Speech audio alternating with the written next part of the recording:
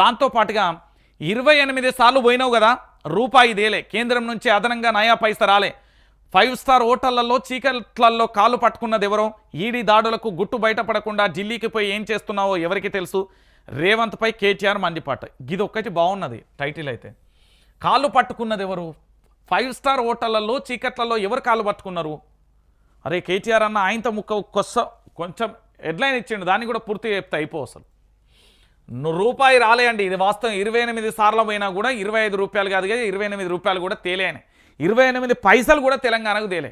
ఢిల్లీకి 28 సార్లు పోయి ఇప్పుడు మళ్ళీ పోతుండు కదా, ఇక ఏం తెస్తాడు అనేది కూడా చూడాల్సిన పరిస్థితి కనబడుతుంది. ఇక దాంతోపాటుగా ఇంకొక విషయం ఏంటంటే, తెలంగాణ తల్లి విగ్రహం ఎట్లుంటుంది?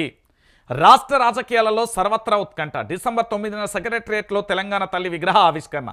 సోనియా రాహుల్ను పిలిచేందుకు ప్రయత్నం, ప్రభుత్వం ఏర్పాటు చేయబోయే విగ్రహం ఎలా ఉండబోతుందనే దానిపై చర్చ కొనసాగుతుంది. ఎందుకంటే ఫస్ట్ ఆఫ్ ఆల్ తెలంగాణ ఉద్యమం అంటే మా ముఖ్యమంత్రి గారికి తెలియదు.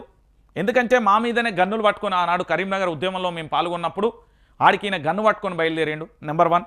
నెంబర్ 2, తెలంగాణ రాష్ట్రాన్ని తెచ్చింది తెలంగాణ యువత. 1200 మంది విద్యార్థుల ఆత్మ బలిదానంతో తెలంగాణ రాష్ట్రం వచ్చింది.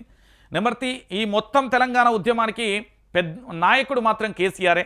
కేసీఆర్ ఆధ్వర్యంలోని ఉద్యమం మాత్రమే కొనసాగింది. ఎందుకు నేను ఈ విషయాన్ని చెప్తున్నా అంటే, కల్వకుంట్ల చంద్రశేఖరరావు గనక లేకపోతే తెలంగాణ రాష్ట్రం వచ్చేది కాదు. మీరు 1969లో చూడండి, పదవుల కోసం పైసల కోసం జీ హుజూర్ అన్నారు. కానీ కేసీఆర్ అనే వ్యక్తి కేవలం ఒకటే విషయం తెలంగాణ ప్రాంత బిడ్డలకు అర్థం కావాల్సింది ఏంటంటే, తెలంగాణ రాష్ట్ర ప్రయోజనాల కోసం పోరాటం చేసిండు.